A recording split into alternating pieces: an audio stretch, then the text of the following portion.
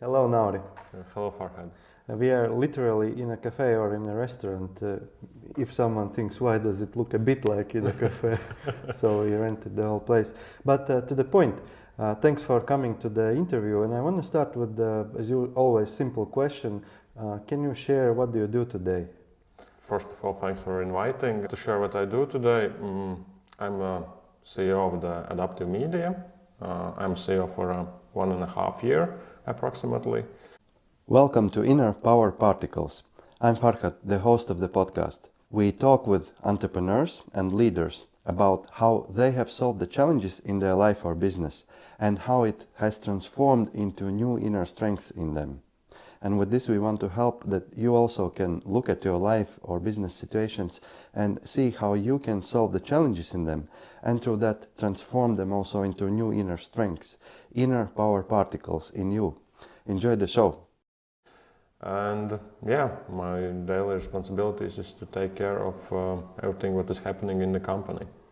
From how you said, it sounds that you joined as a CEO, company already existed before. Can you give us a pre-story of what's the context? Oh, okay. I'm actually a co-founder of the company as well, and we founded the company 10 years ago. And before that, I was participating in all the happenings in the company, good and bad, and so on, during our journey. Before the CEO, I was in the position of a software engineer. Then I went to CTO position. After CTO position, I took a business developer position, and my last position in the company is the CEO. Okay, quite a journey. So this means that we are going to talk at least a bit about how these transitions have happened, how you switched from developer to CTO. This is one switch that is not easy for everyone, and then CTO to BD to CEO, another one. But let's start with the first one. So developer to CTO. When did it happen? When did this switch happen for you? Actually, I want to mention there that back then, when we started the company, when I was software engineer, I tried myself in a business developer position as well. So we somehow felt in the company that we need to arrange deals with our partners and so on. And because there wasn't other person who can do that, I was the one who took also that small part of responsibilities. And I went to the partners, I talked with them, arranged deals and all that stuff. So my BD position is a bit in the past as well.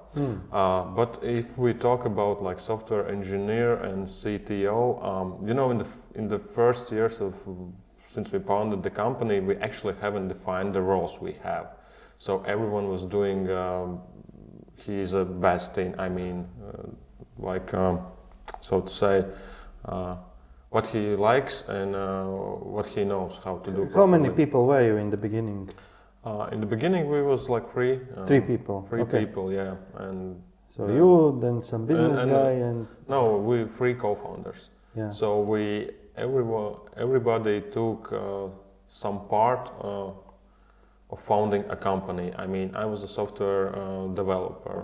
The other guys was good in the project management. And the other one was also. Actually, we all are software engineers by education, to be honest. Yeah. Another one was a bit better in the processes and in what we actually need at that time when we founded the company. And I was back then developing web pages and all that stuff, and I knew it well, and it was really interesting for me, and I was like, okay, I can do that in our company. So basically, during all the years, I built all the projects we had back then, and even now they are alive. So, but then, do I assume correctly that the company started to grow, and then someone needed to, okay, who's now going to lead the developers, right? Yes, and that was a really hard part because nobody knew what we actually need, and even I didn't know what we need. From the development perspective. You mean need? In terms of what company needs, what we need to develop, how the system should work in the future, and then all that stuff. So. Can you shed the light also? What did the company actually do back then? about this time when we're speaking when the switch happened for you? We was doing an SEO projects. You were doing SEO projects? Yes. What does it mean? If you Like would we help were us. creating a websites. We was For other creating- clients or for No, you? for only for us. Only for us. But what does it mean? How do you profit from doing SEO for yourselves? We monetized our projects through affiliate programs. Uh-huh. So B2C? Yes, B2C. And So- in which markets? We always was working globally. So we started with Latvia, then we had the projects in Georgia, then we moved to Finland, Denmark. Europe? Yes, Italy, France. We tried even Mexico, Spain, I think Indonesia. Okay. So yeah. Okay, so affiliate marketing, which you promote through SEO, Yes. Why do you need developers for that? You need to develop a website. You need to create a product. What our company is doing, we do a product or services comparison. Back then, we did like services comparison basically, and so you need to create a website. You need to place a content. You need to create, the tables to compare the services, so our visitors are able to choose like the service they are looking for, and they Okay. need to have an Got option to choose the best. Got it. service. So you are now growing, you hiring more developers, you are becoming a CTO. Yes. Was it an easy ride? Meaning there's not much interesting for us to talk about, or did you go through some hardships also? Yeah, that wasn't easy. I think it's because of unknown. Had you led people before? No, No. and that's the point. Yeah, that was the first time I needed to lead some people and Okay. like to work with them, to give them a tasks and prioritize them. And I think I didn't even know that those words that time, like giving it a task and prioritize it, explain it, and onboard the people. And How many people did you eventually lead as CTO? Only two. Only two people. Only two people. Yeah, Okay. and that was even challenging for me. And by the way, for context, but then we come back. How big is your company? Maybe in the time when this was happening, how many people did work there? About 30 people. 30 people, Yeah. but only 3 you and plus 2 in development. Yeah. exactly. Okay. So you are leading 2 people, and when you look back now, what were the, let's say, top 3 stupidest things that you were doing as CTO that you would recommend for new CTOs? Don't do this. It's like obviously not going to get you in a good place. Maybe it's not the stupid things I have done, but maybe I think the main issue was that I wasn't willing to do something like to explore how it's going to be a CTO. I mean, we was a small company. Like I was doing everything on my own, and I wasn't ready to change anything. I think back then. What do you mean? Like I wasn't ready to trust. I didn't knew anything about being a CTO, like the processes behind, as I mentioned, to give it a tasks and prioritize them. But can you like imagine if you would meet yourself now?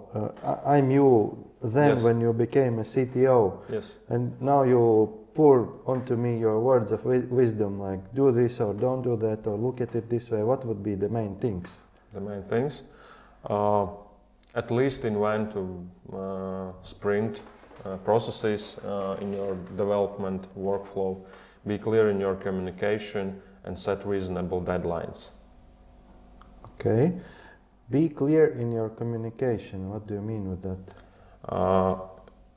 If I reflect on myself, I was like giving tasks and not giving a context about the tasks. And then I was expecting that other employees will deliver like the result I was expecting. But if you don't clearly, you are not clear in your communication and give like basically a task name and not a description. Can you give example of unclear and clear communication?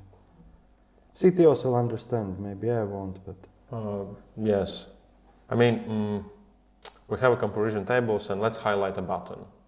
So make a first button highlighted and basically that's it.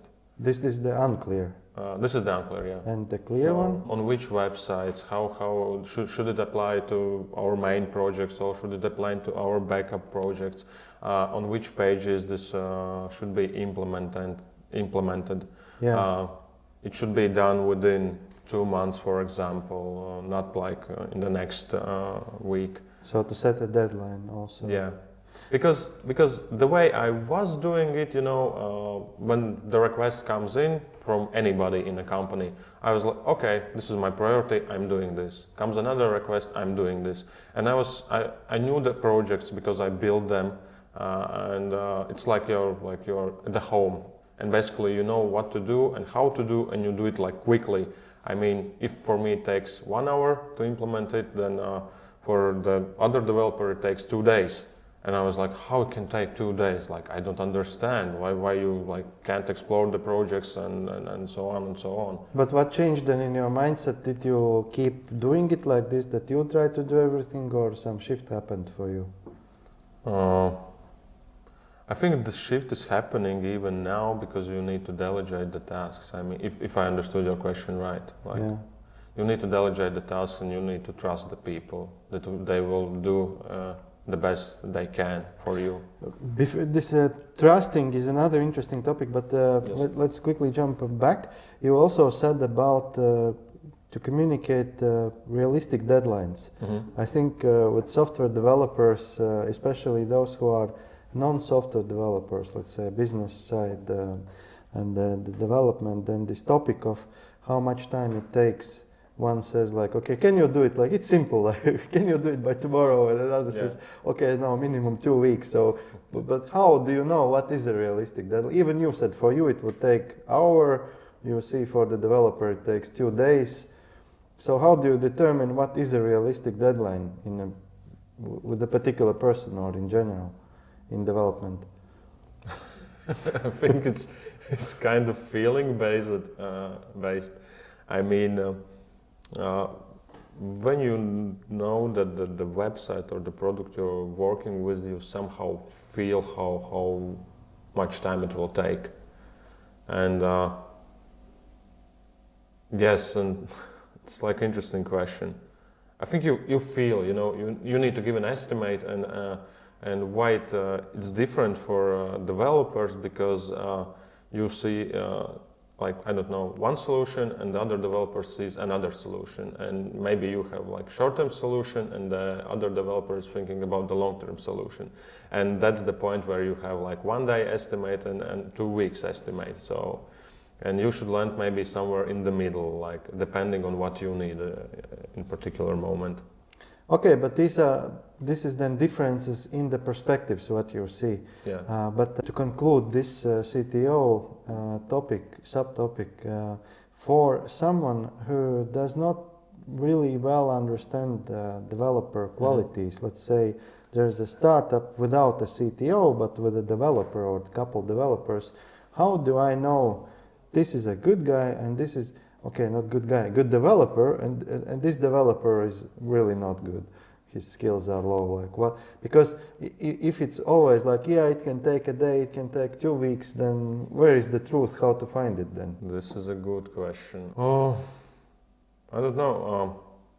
I would say it should come, let's say, from management. I mean, and you should land with deliveries somewhere in the middle. I mean, if there are 2 developers and they can deliver something in deadlines set from business, then they should be, like, I think, good. Because I think, like, if I would put myself in a situation where I'm starting a company, let's say I come from marketing agency or from corporate, I haven't worked directly with developers, and then I find good guy, we start doing something, and then he says me, okay, this will take me 2 weeks, and then I say, no, like, this is too much time cost, you have to do it in 2 days.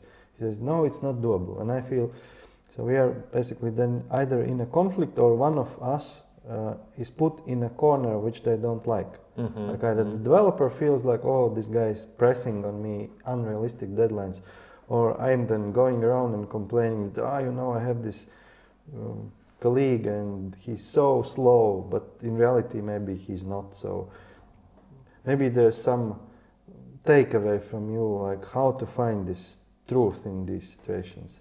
At the point when you need to create something, develop something, and we had another situation where I failed as CTO, like you failed this CTO. Yes, you don't need to rush.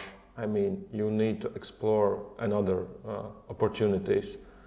Like if you have one developer and he doesn't meet like your deadlines, your requirements, you should compare it with another developer, and that will be a wise decision, and not to, like to rush with the deadlines or try to find maybe alignment where you can't find the alignment, if you know what I mean.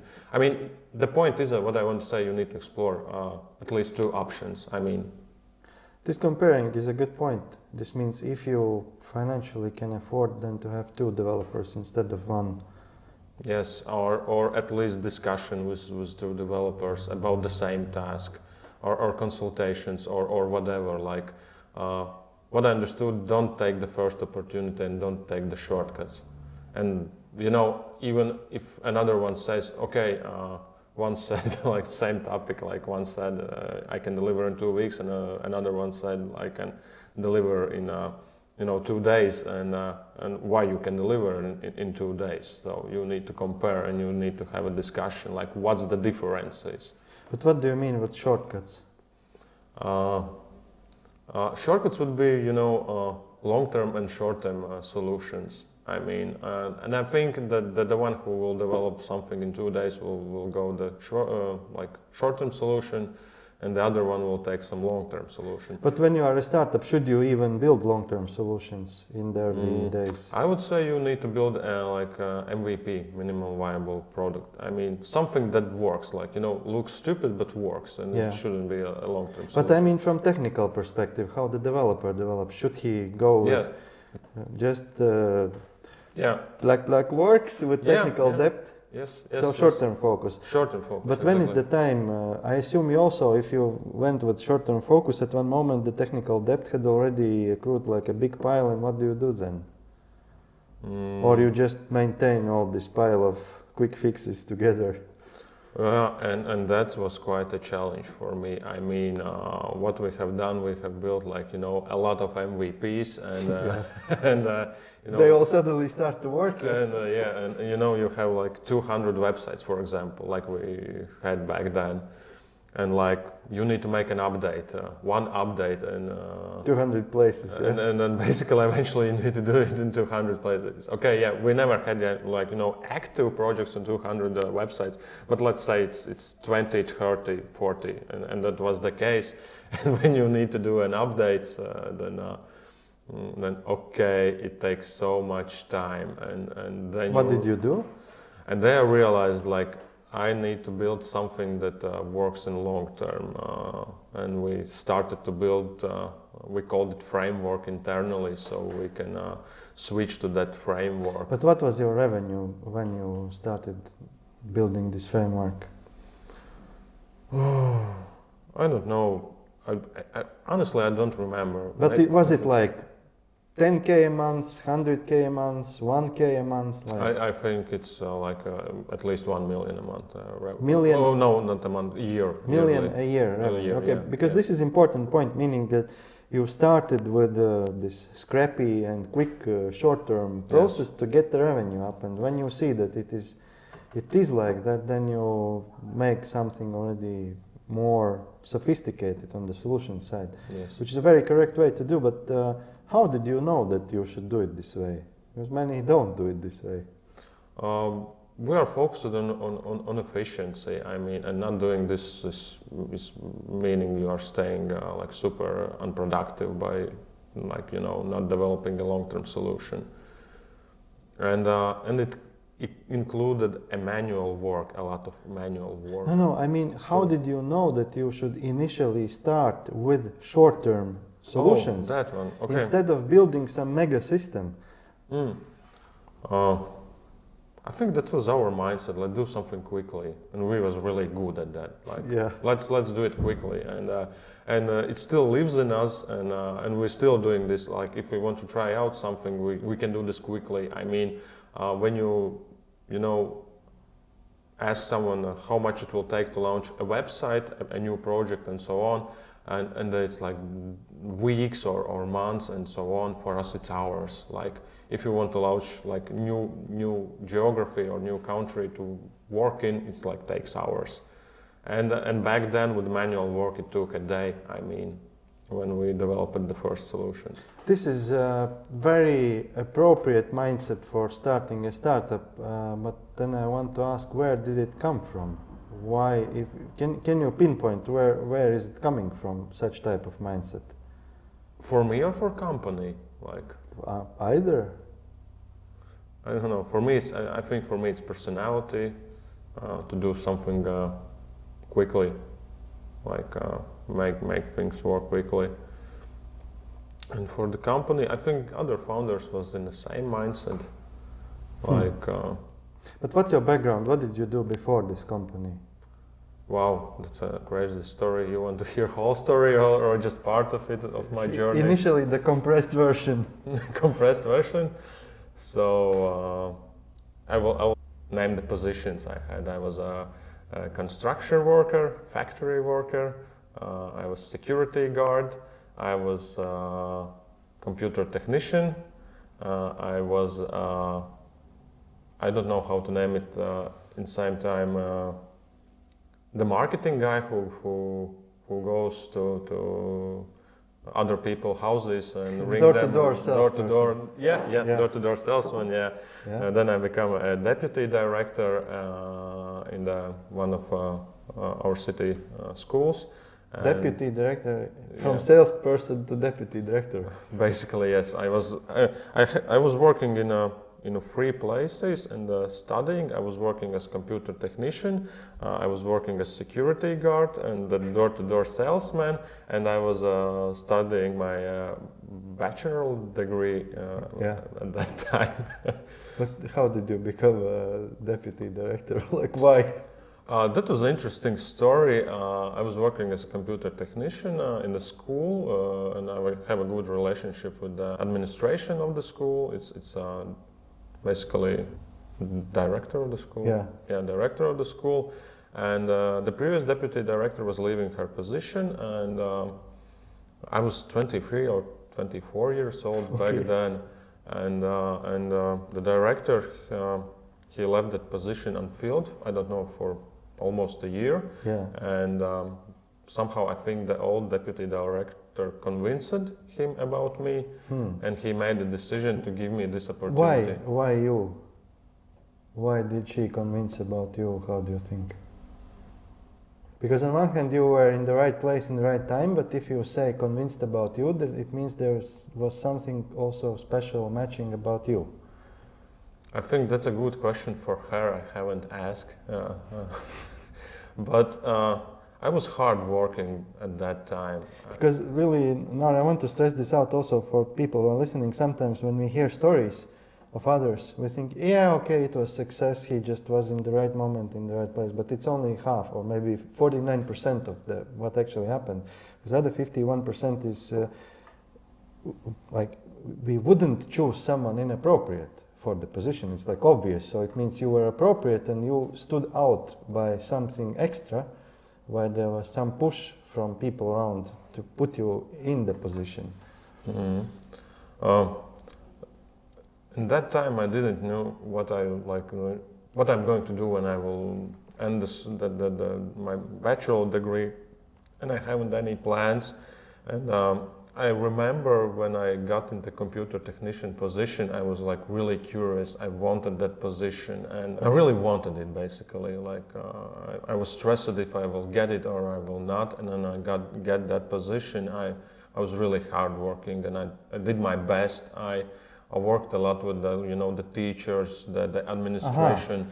And I was visible. Basically, I was visible. Like everybody in the school knew me. Like everyone. So if I rephrase back that what I hear is that you got another position which you wanted, Yes. and you did the best you can in that position. Yeah. Most probably more than the role description expected from you. Exactly. So that's the key point, that you love what you have, you outperform the expectations in that place where you are, and this is how you move to the next place. Yeah, and the jump was like crazy, you know. Like, you know, you have 9,000 square meters of building to manage. I mean, and you are responsible about like all the constructions work or the cleanup, the employees who do the cleanup. So basically, I had, I think, 30 employees back then to manage, like all the 23-year-old, yeah? Yeah. Well, you are a good leader then. Oh my God, I'm ashamed about myself. Like, I'm so grateful for the opportunity. But if I look back at me, I was like, you know, 23, 24 years. I don't know anything, you know, about the position, about how to manage the people, and those people was, you know, old ladies and how to talk with, you know, you're 23 years old, you know, right? And that like, I forgot the word, but like you're talking with older persons and giving them like a task and all that stuff, and that was hard for me in my mind because like, you know, I was educated to to listen to old people and not in vice versa. Like the old people need to listen to the young guy, like do this and this. But I want to add a bit on what comment this what you said, ashamed looking at the past. I was this morning when I was ironing this short, somehow a flashback came to me. I remembered that when I was in my late 20s, early 30s, I was leading a software company. And somehow I flashed back to it, oh, this way how I was leading, it was so wrong. Like if I look at it now from 10, 15 years later. So I would do it so much differently. But then I remembered that a couple of years ago I met on the street one of former team members from that company. And he said, oh, hello, by the way, just wanted to tell you that the company where I worked for you in my career so far has been the best place ever, like the best culture. I loved it the most, and always telling to everyone. And that remark stood in my memory. I was thinking about it. This means that in that time, for those people, including the person I was and the people around me, it was the good thing because I did it from my heart. I mean, I was trying to do the best I can. Yeah. Similar for you, I think. I think it's yeah, I would say the same. You know, you do your best with the knowledge you have in particular time, and if I look back, you know, even after the leaving the deputy director position, 3 or 4 years, in the next 3 or 4 years, I was attending the Christmas parties with my ex-employees. Like they was inviting me to those parties, and everybody talked with me, like, and I talked with them. Yeah. And somehow we kept that connection in the next years, even after I left the position. And then, yeah. So, what would you, if you use again the same approach? So you meet yourself when you are 23-year-old, and you give yourself an advice about leading people who are superior to you, more experienced in life and whatnot. Advice is to myself. You know, if I'm looking back, I don't even know. I don't know if I would change something significantly in myself back then. Okay. Then, but still, many people have this concern to hire someone much smarter than ourselves, and because then how do you lead someone? You look at him or her like that. So, what's your advice or any comment about such situations? Yeah, I'm still sorry. I'm still thinking about like the advice for myself. Okay. I'm just somehow. What would I advise? But maybe then this is it, that you already back then felt the way how to do it, and you just don't see that you should have been doing something differently.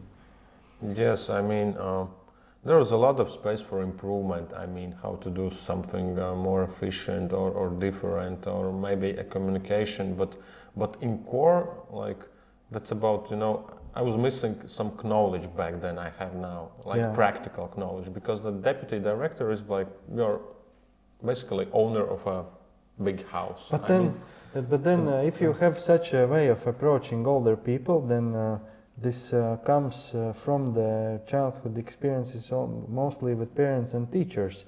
If you could just quickly touch this, like how do you see in childhood, you and your father, for example, was he treating you like equal, like not equal, but like adult or responsible, able person, or was it more like pampering, or was it more like ignoring? I think it's more like ignoring, like. So you are on your own and you can get shit done. Basically, yes. I think that's about it. I remember when we exchanged notes before the meeting, you shared this, what your father once shared with you. Can you bring this up and share in the episode? What was this quote you remember you shared with me? Yeah, that is quite interesting. I mean, somehow I was recognized like that I'm, an individual who can make his own decision when I was approximately, I don't know, age of 16, something like that. Yeah. And then somehow I seeked for my first job. I think it was summer, and I seeked for a job, and I asked for help. And I actually don't remember the situation, but I know I was afraid to somehow talk with the people, to ask them something, because I don't know, there's definitely something behind it why I was in that situation. And then my dad told me, like, no one will punch you in the face, like, if you go and ask a simple question, like, just ask, like, that's all you need to do, like, go and ask. How did you feel after he told this? I feel, does it work like that? I mean, and somehow I remember I went, I think, to the place I wanted to have that summer job, and I like, with that prize on my mind, like, don't be afraid and go and ask, and I did it, and just in that because of that praise, because I wouldn't have gone to that company and asked them anything if he haven't told me that. So did you get the job? And I get the job, yeah, and that was crazy and bad experience, but that's another story. But yes, and that helped me a lot over the time. I mean, I'm still sometimes afraid, like, to go and ask something, and I was like, maybe not do this, and like, why? And that. I have exactly the same phrase I sometimes use, like that nobody gets beaten from asking. Yeah. I remember when I studied in Erasmus in Antwerp in Belgium, it was back when we were not even EU as a country, and I was a young student there, and I needed money because the money that I got from home wasn't enough for my needs, for example, cigarettes at that time, which cost a lot in Antwerp there.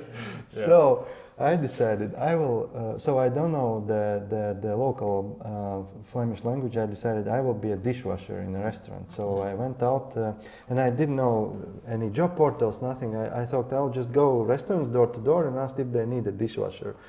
I spent, I think, 3 days, like one by one going, everyone was like, no, where are you from? No. But like case number 40, something, they're like, yeah, we need a dishwasher. So I got my job.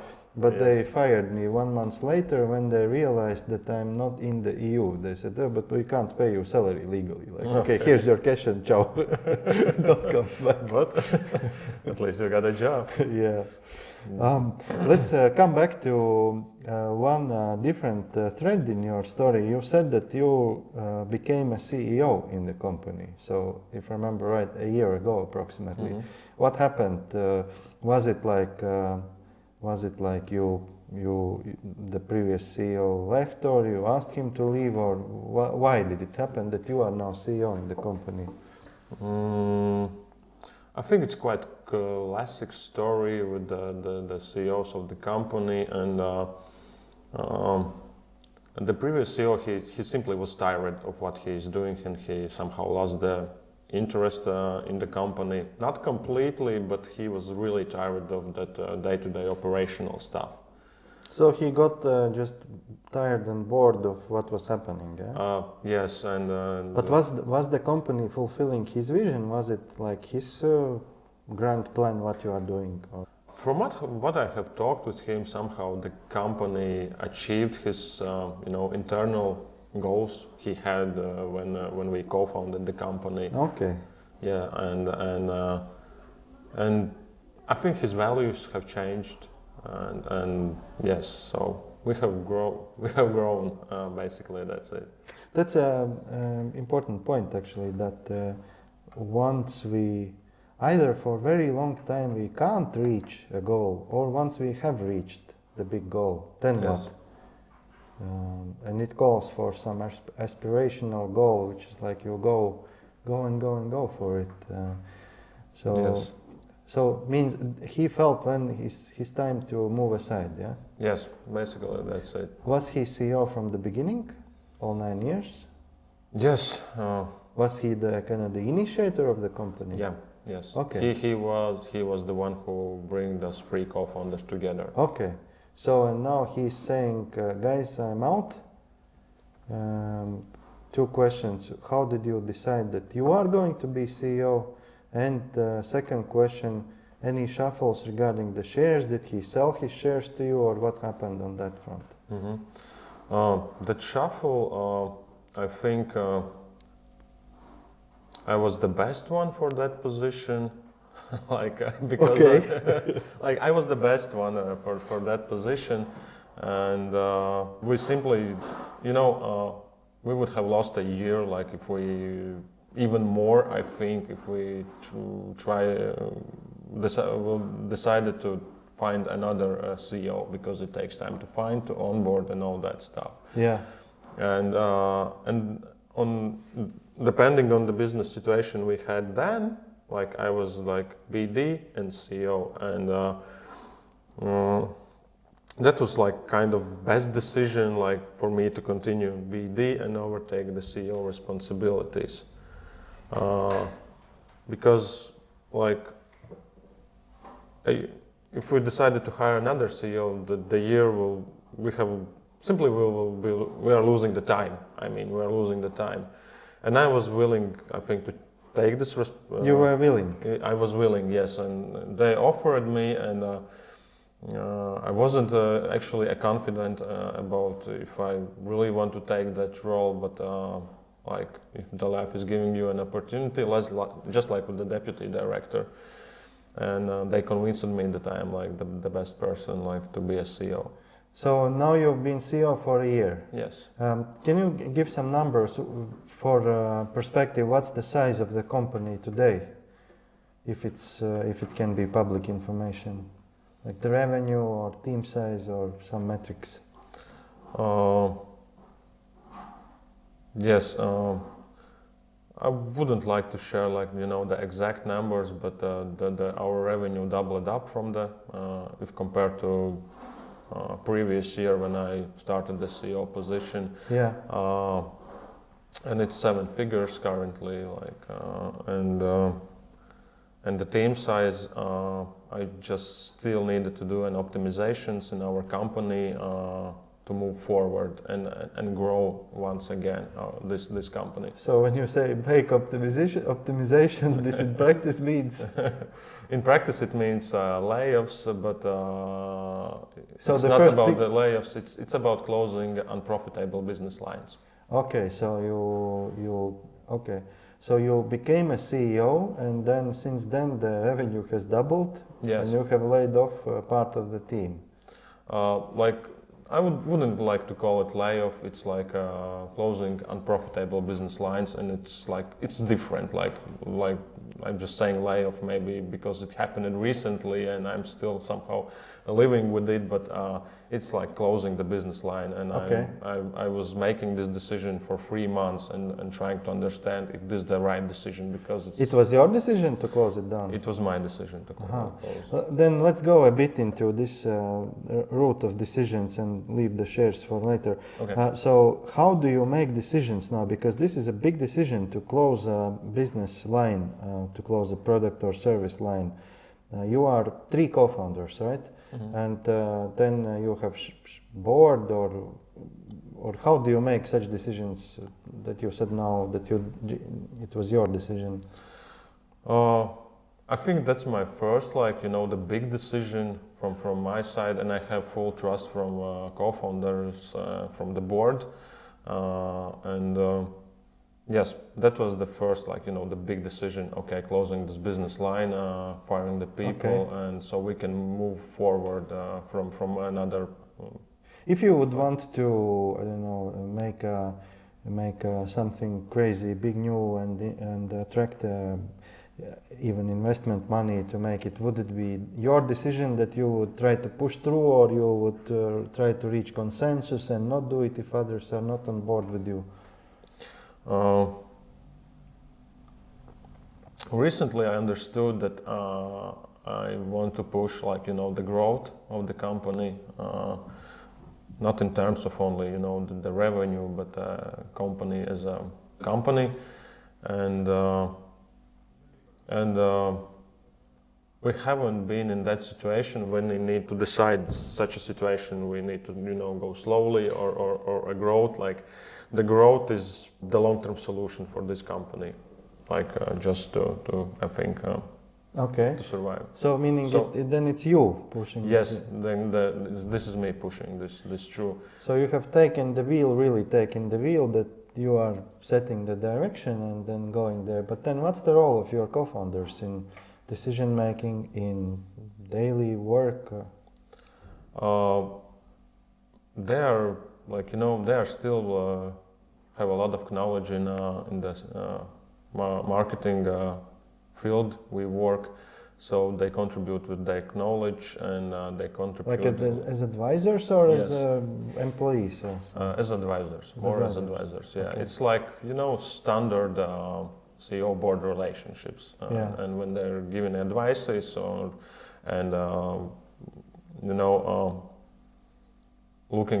looking if I am going in the right direction, if I meet the goals we have set together. But how have you set up, for example, if they would feel that the direction where you are going they are not supporting, are they able, or can they block you, or how has the decision making dynamic been set up? We usually try to find an alignment. Mm-hmm. I mean, we need to find an alignment. I mean, if they want, to slow down something and I want to grow, then we are talking about what we can do. Yeah. And we always try to find an alignment in what we want. And so it sounds that your relationship is quite also trust-based, that you are trusting each other. Yes, because if someone is not happy, then all the others won't be happy. This is a very important principle, yes. Between co-founders, if something is not working for one, then it's not working for all as a result. Yes.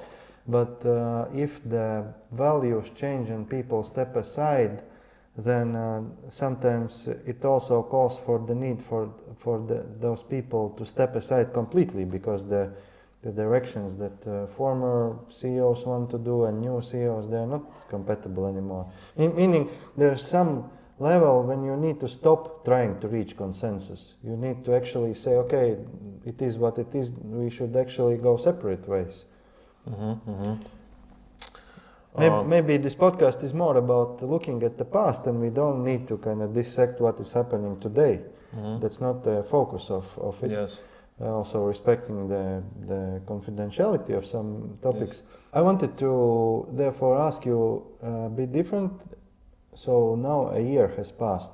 When you look back at this year, what has been hard for you or challenging in taking this CEO role? And I'm asking this question with such angle that what you are sharing is for someone who is either about to take such a CEO role from someone or has just taken it, or for someone who is going to give this CEO role to someone, because there's a lot that's possible to learn from your experience in this journey. Wow, it's kind of crazy. I think one case is when you are, when you was a CEO, like, I don't know, in previous positions or something like that. And another thing is when you was closely working with the CEO, but wasn't the decision maker. And you wasn't like the long-term planner, the vision planner, the values planner, and all the CEO stuff. For me, it's something completely new, and at the same time, it's a big challenge for me. Vision and values and strategy, you mean? Yeah, like to create a vision, to create the values, to see the strategy in the long term, to make decisions and to understand, or at least to try to understand how they will reflect in short term and the long term. I mean, the same as SEO, business line closing, and this is the most challenging for me. To be a CEO, because I didn't know anything about being a CEO.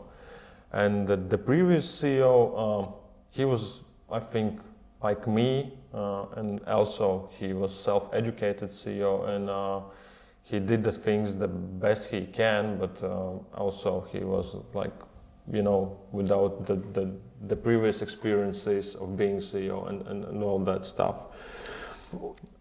Coming in this role, what personal challenges highlighted for you? Because I understand this is first time you became a CEO, and plus it's you switched into a role, and then there were some challenges on the business side, or even you/business, like vision, strategy.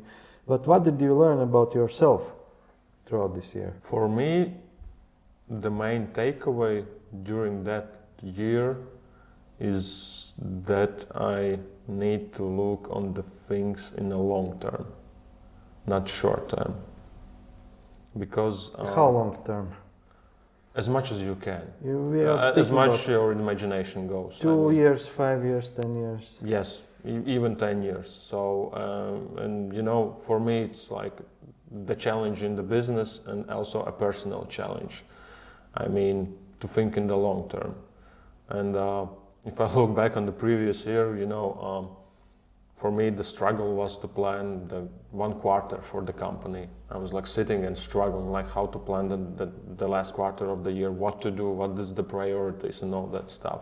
And I went through that challenge inside the company with the help of my management team. And I did that. And that was emotionally hard for me, like to push myself to do that planning. And after that planning, I started to plan 2024, like next year, and that was much easier. And when I planned 2024, I started to think, what's next? What's this 2025? Like how my actions contributes to the next year. And now I am planning already 2025. And when I will plan 2025, I think I will get to 2026. And maybe for someone it sounds obvious to think a couple of years ahead, but for me it's like a huge job with myself, with the planning, and with trying to understand what is going to happen and what the scenarios could be for the company and for myself. Mm-hmm. I want to just add 2 things here to what you said. One, it's actually 3 things. One, it's normal for a leader to operate in 3 levels. One level is what I do today, then what do I plan for, so to say, tomorrow, which is next quarter, next year. But then the third thing, what do I dream about, which is the vision, which can be very long, or even it doesn't have a deadline. And it is normal that when you take such a role, that in the beginning your focus is on just today's doing and very short-term planning, because this is what you need to understand first of all.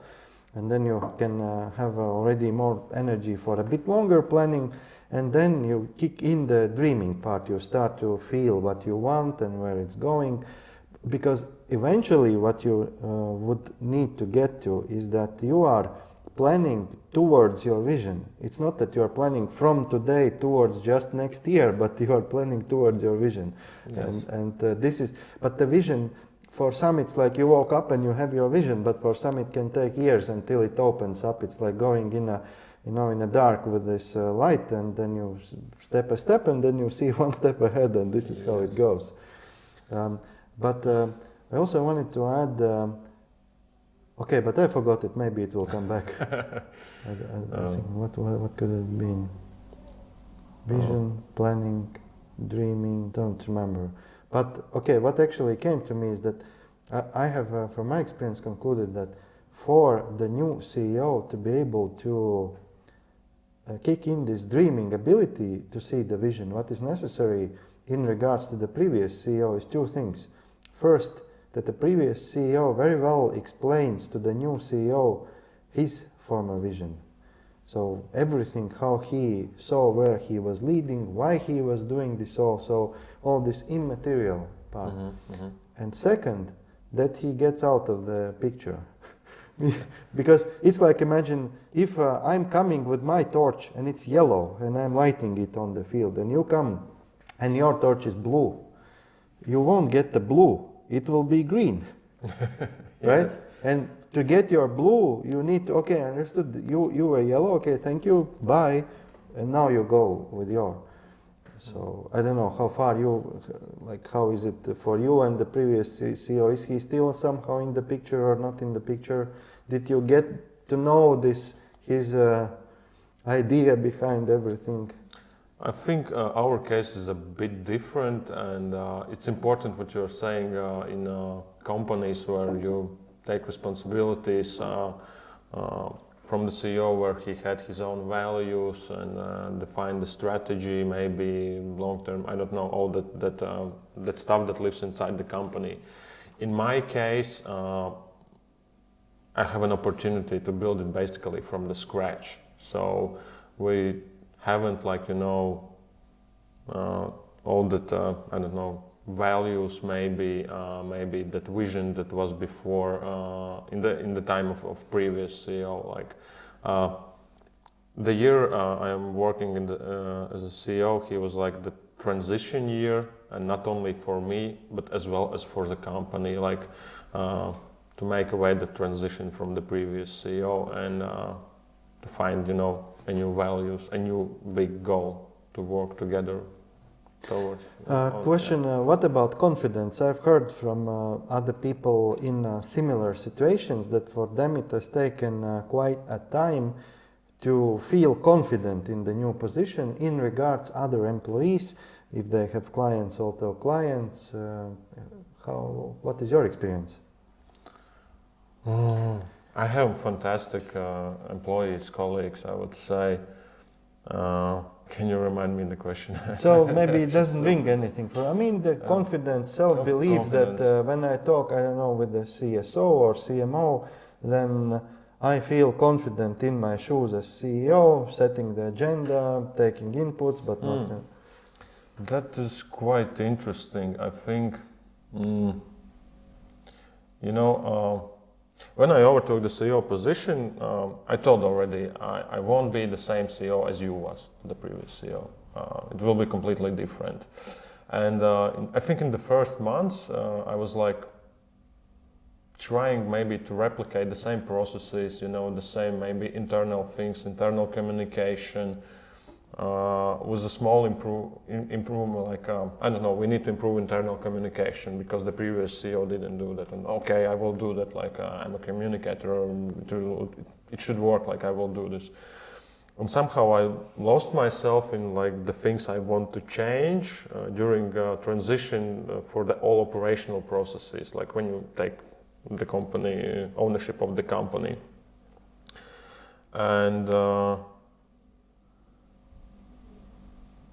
And through all that process, you are also gaining, like, that confidence, I would say, in what you believe, in what you actually want from the company. I mean, the same conversation I mentioned, that there was, practical things that we was doing, and I tried to do them in the similar way like previous CEO have done it. And the year has passed, and I wasn't good at doing this because it wasn't my process, it wasn't my value how to do this.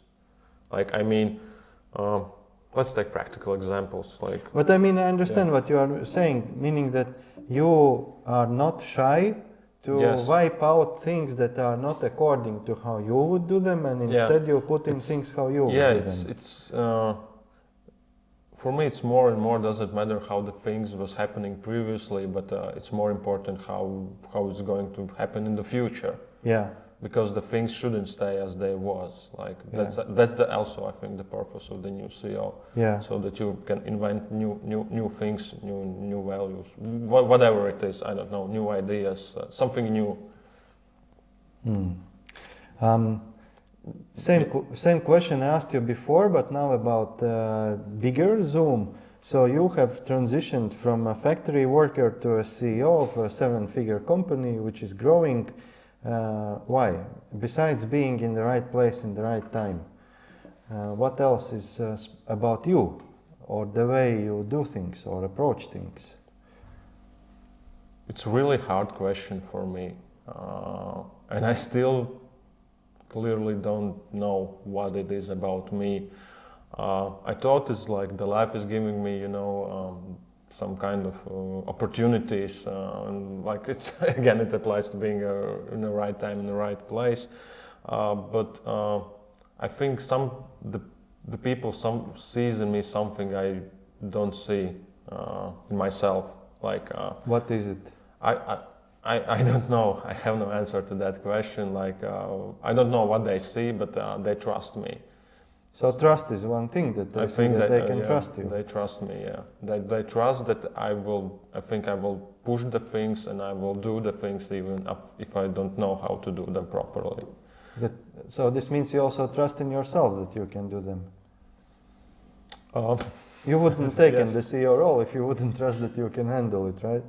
Yes, but this is not like a very strong belief in me at the moment. I'm working on this, and okay. This doesn't come naturally for me. Then, yes, I can do this. Like I'm still saying to myself, okay, you can do this, and you can fail, of course, but you will never know that if you will not try that.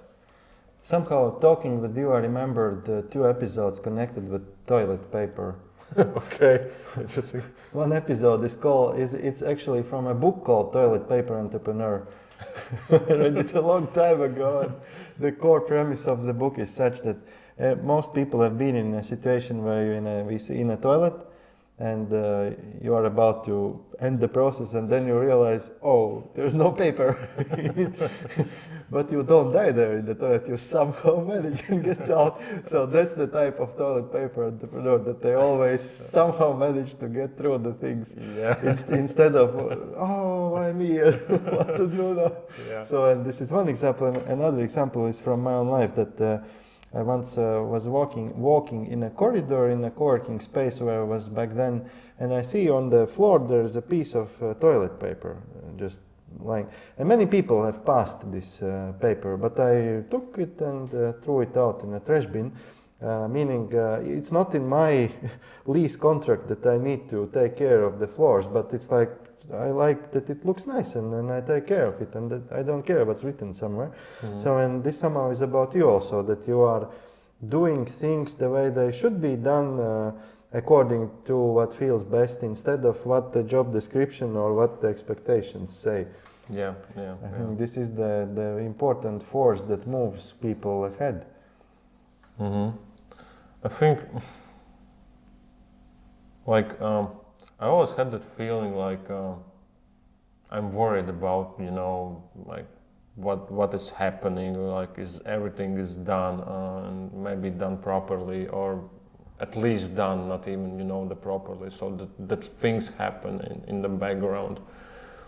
And I mean, I like to somehow take care about that things, and maybe that's connected with my personality, because when you take care about something, like you're feeling maybe important to something, like or belonging, or I don't know. maybe that's the feeling. So I can summarize for myself why I'm taking those responsibilities. I mean, opportunities and challenges for myself. So what's the short summary of it? Like, don't be afraid, like, to take the challenges. Like, and I think that's it, because if I look back at my life, like on the all jobs I had, like every job was a challenge for me, because construction worker, you don't know, like door-to-door salesman, like it was crazy to run through, I don't know, 100 apartments during the evening and to sell something, and everything like is the challenge. So, and yes, of course you can fail, but you should try at least. If you have the challenge or opportunity, you should try at least. Like, yeah. But now with this, I remembered what I wanted to say also back before, because when you plan things, this means that you kind of said, this is what I'm going to do. Everything that is not in my plan, I'm not going to do.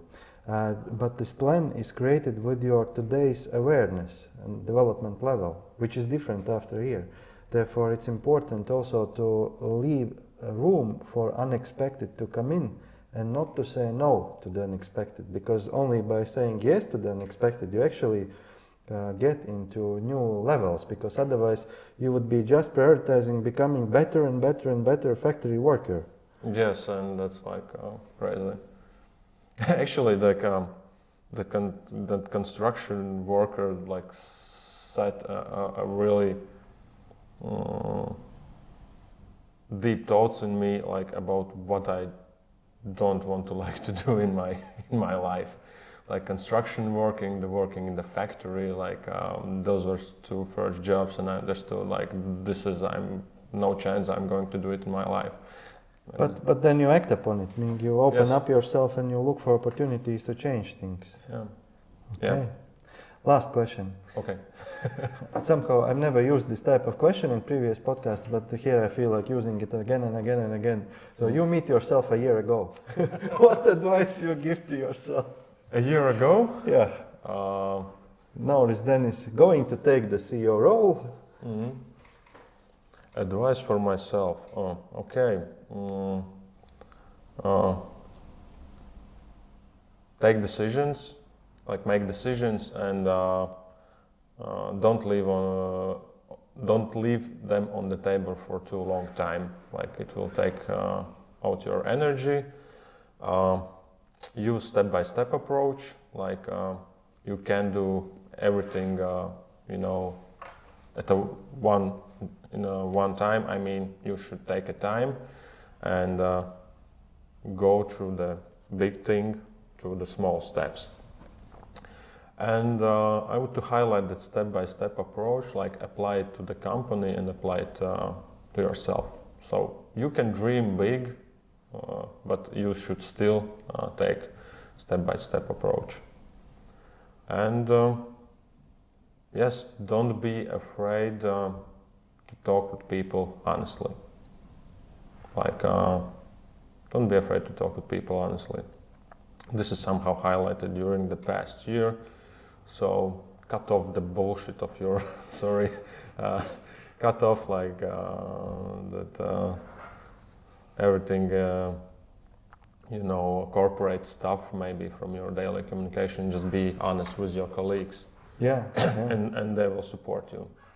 So it's what you're saying is to be authentic, that you are honest to yourself and to others. This can, in short term, create disharmony, but eventually it will lead to a harmony, which is authentic harmony, not a fake harmony. And this is what every leader, entrepreneur should strive for, authentic harmony. Okay, Nauri, thank you. It was very interesting talking with you. Thank you so much. Thanks. Thank you. Bye.